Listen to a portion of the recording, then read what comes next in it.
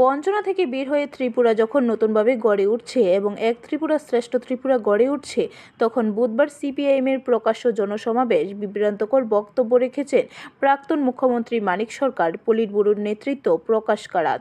এর দ্বারা স্পষ্ট রাজ্যের প্রগতি তাদের সহ্য হচ্ছে না, তাই বিভ্রান্ত কোনো মন্তব্য করার চেষ্টা করছে সিপিআইএম। কিন্তু বর্তমান সরকার তথা মুখ্যমন্ত্রী ডক্টর মানিক সাহার নেতৃত্বাধীন সরকার সবকা সাথ সবকা বিকাশ এবং সবকা প্রয়াস শুধু স্লোগান হিসেবে নয়, নীতি হিসেবে কাজ করার উদ্যোগ নিয়েছে। বৃহস্পতিবার প্রদেশ বিজেপি কার্যালয়ে সাংবাদিক সম্মেলন করে একথা বলেন প্রদেশ বিজেপির মুখপাত্র সুব্রত চক্রবর্তী।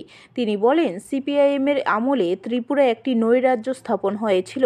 এর থেকে গত 7 বছরে বের হয়ে আসতে পারছে না বিরোধী দলের নেতৃত্ব, তাই তারা মানুষকে এখনো বিভ্রান্ত করার চেষ্টা করছে। কিন্তু জনগণ শেষ কথা বলে। এ ধরনের বিভ্রান্ত সৃষ্টি করার জন্যই তাদের 2018 সালে উৎখাত করেছিল রাজ্যের জনগণ, এমনটাই বলেন তিনি।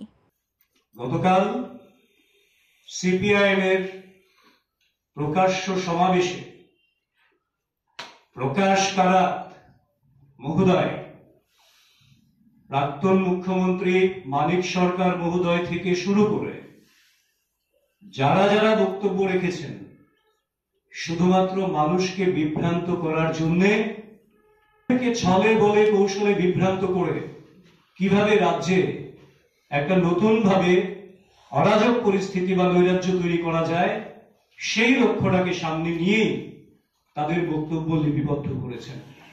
ব্যুরো রিপোর্ট, খবর ত্রিপুরা।